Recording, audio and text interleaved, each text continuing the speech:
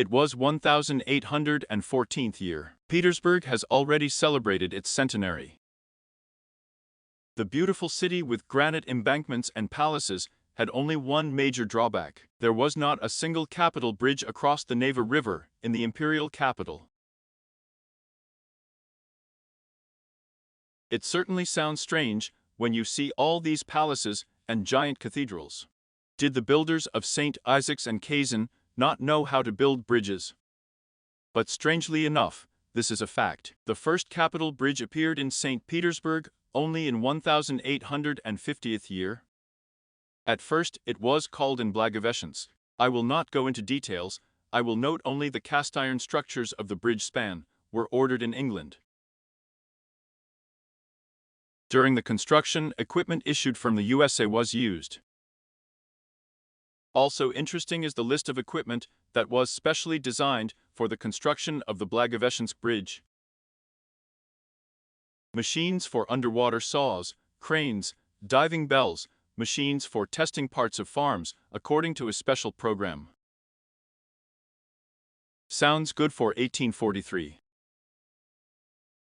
Especially machines for underwater saws and machines for testing parts of farms according to a special program.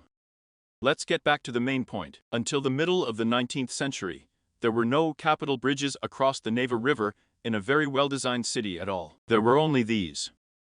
In July 1727th year, a smooth bridge consisting of 26 wooden barges plashkouts was built. The bridge stood for one summer, and in September of the same year, it was dismantled for the convenience of ship traffic and replaced with a ferry. The next floating bridge was opened only 5 years after Anna Ionovna returned from Moscow. Moreover, due to the lack of materials, by order of the Admiralty Board, barges belonging to private individuals were involved in the construction of the bridge. That is, there is money in the treasury for the construction of a huge city, but in order to build an inexpensive floating bridge, wooden ships withdraw participants. This bridge stood for only 1 year and was destroyed during the storm of 1733rd year. Then the next floating bridge was erected, and after it the next one. But in fact, the capital of the Russian Empire did not have a single capital bridge across the Neva. As historians assure us, in 1737th year, a commission was created on the St. Petersburg structure, which was headed by Peter Iropkin, and which determined the appearance of today's St. Petersburg. The city plan was built on the basis of the so-called Iropkin trident, which assumed the presence of 3 streets that diverge from the Admiralty. Voznesensky Prospect, Nevsky Prospect, and Srednaya Street, now Gorokovolye. The city was divided into 5 parts: Admiralty, Vasilyevskaya, St. Petersburg, Foundry, and Moscow. Each of them regulated the construction and supervised the demolition of wooden buildings and the construction of stone ones. Iropkin's plan is so good that even today, all the buildings clearly stand on the lines that the Commission determined in 1737th year. And even the famous Iropkin trident has not disappeared anywhere. Everything in this story is wonderful. Only here I am confused by a few points. First of all, why are there no stone bridges across the Neva River on such a well-thought-out plan? Secondly, we are told about the legendary Iropkin trident. Of course, it can be called a trident, but, in fact, it is not a trident. This is a classic Masonic pyramid that even has an eye. The fountain bowl at the Admiralty. You can take a map of 1753rd year. An undershaped pyramid is clearly visible. Or a picture from Google Earth, where we also see a pyramid. I don't see the trident anywhere. Only with a very big imagination can you call it a trident. Historians say that Robkin brought the idea to breed streets in the form of a trident after a trip to Italy. Yes, there is a similar square with 3 streets, but it does not perfectly resemble the St. Petersburg pyramid. The German city of Karlsruhe is suitable for the Pyramid of St. Petersburg according to the layout. Here's a look at this work of Masonic genius. A perfect pyramid, from the top of which radiance seems to emanate. And this is not a fantasy engraving. Karlsruhe looks like this today. And the most interesting thing is that Karlsruhe is almost the same age as St. Petersburg. St. Petersburg was founded in 1703 year, Karlsruhe in 1715. In its absurdity, the history of the construction of Karlsruhe is similar to the history of St. Petersburg. In 1703, Peter the Great founded a new capital on the swamp. Karl Wilhelm followed the same path. In 1709 year, he ascended the throne of Baden-Durlach. A series of destructive wars has only recently ended on these lands. The ancient influential city of Durlach was almost destroyed. And this is not some obscure German town. There were huge palaces and castles in this city, and it had a capital status until 1718 year. So, Karl Wilhelm, instead of restoring the old capital of Durlach, decided to build a new beautiful city in a remote forest. Karl Wilhelm himself sketched a plan for the future of the city. In the center of it rose the tower of the palace, symbolizing the monarch, and from it 32 roads alleys run away, thus creating an image of the sun, which was quite in harmony with the idea of the absolutism of the monarchy. This is what the new city looked like in 1721 year. Karl Wilhelm headed the capital county ravaged by wars and, having neither money nor other resources, built a new city in a remote forest in 6 years. Somehow, this story very much resembles the history of St. Petersburg. Now take a close look at Karlsruhe's plan, and think about what is depicted here. I think we're seeing the same thing. This is a Masonic pyramid, from the top of which rays emanate. I personally see a pyramid the same as on the plan of St. Petersburg.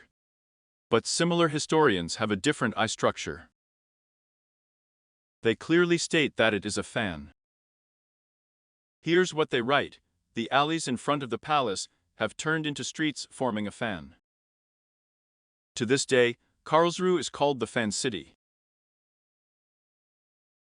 So if someone thinks that this pyramid, then he is deeply mistaken. It's a fan, but in St. Petersburg it's like a trident. Well, that's what's strange. The founder of the city, Karl Wilhelm, is buried in the very center of his capital, in a pyramid, on Marktplatz Square.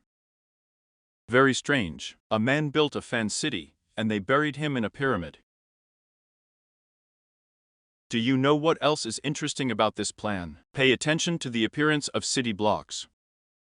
I think that's exactly what St. Petersburg looked like before the disaster.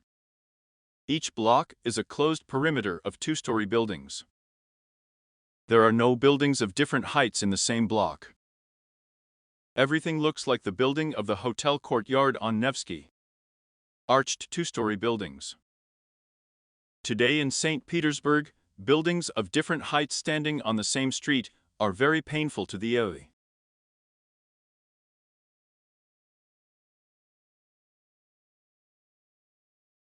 I think that Petersburg before the flood looked exactly like Karlsruhe.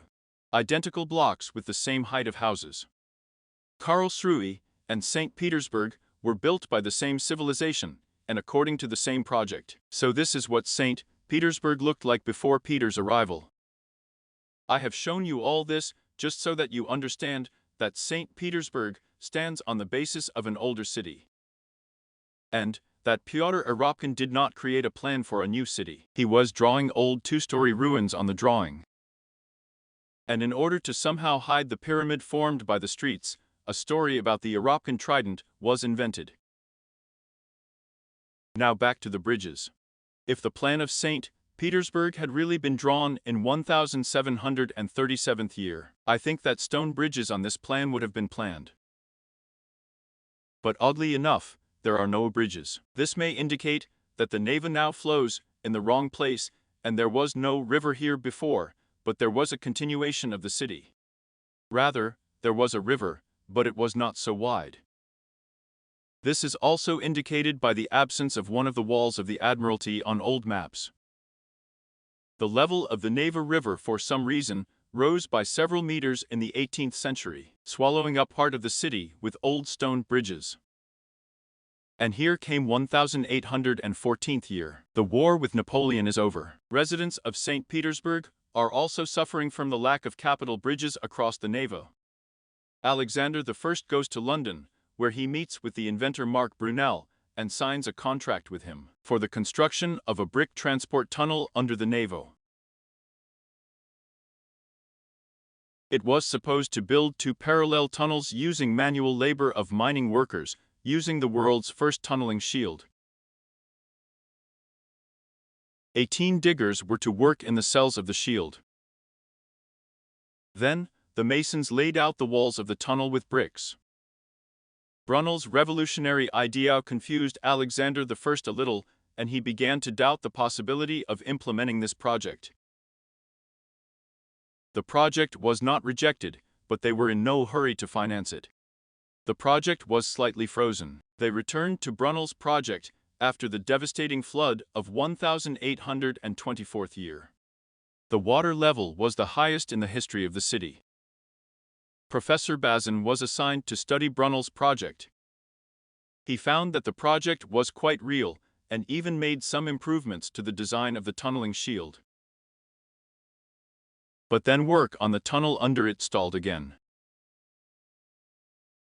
And already in 1843rd year, instead of a tunnel, a permanent bridge across the Neva began to be erected on the same place. Brunel's project was not in vain.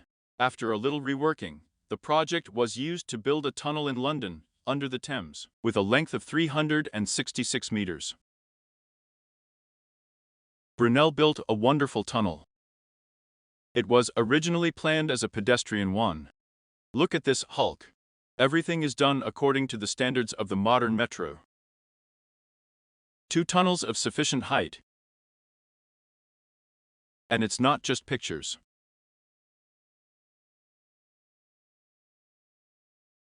Since 1948, the Brunel tunnels have been part of the London Underground system. About this, I have a separate video link under the video. What is interesting about the history of Brunel tunnels? I think Brunel is a specialist in digging up old tunnels. And this is well demonstrated by the tunnel under the Thames, the whole appearance of which says that it was originally designed for the subway and not for pedestrians. So, Brunel excavated an ancient tunnel under the Thames and just strengthened and ennobled it a little. He probably had to clear the same tunnel under the Neva River. But whether there were any difficulties with this particular site, whether St. Petersburg officials have mastered the budget incorrectly, but they did not clear the old brick tunnel for it. So, modern Petersburg stands on the basements of another city. And these basements are built without taking into account floods. Water in them begins to accumulate even after a slight rise in the level of the Neva. Lydia Solovyova found such a basement.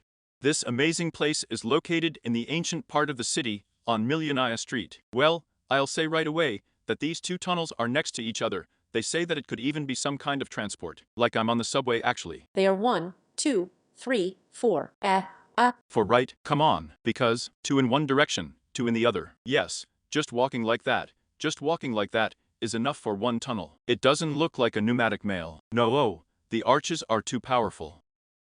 And in this basement, there are a number of very strange arches that are very similar to the entrances to ancient tunnels. There are 4 nearby tunnels that run along the Neva River. Perhaps the tunnels go deeper.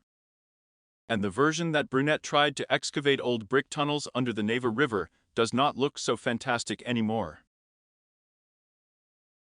Watch Lydia's video for yourself. But I think that there is a whole network of such brick tunnels under St. Petersburg, and they stretch from the Neva to Sedovoye, and perhaps even further. On Sedovoye Street, I was shown one very strange place that may be connected with ancient tunnels. But I will tell you about this in future videos. That's it. Watch my channel.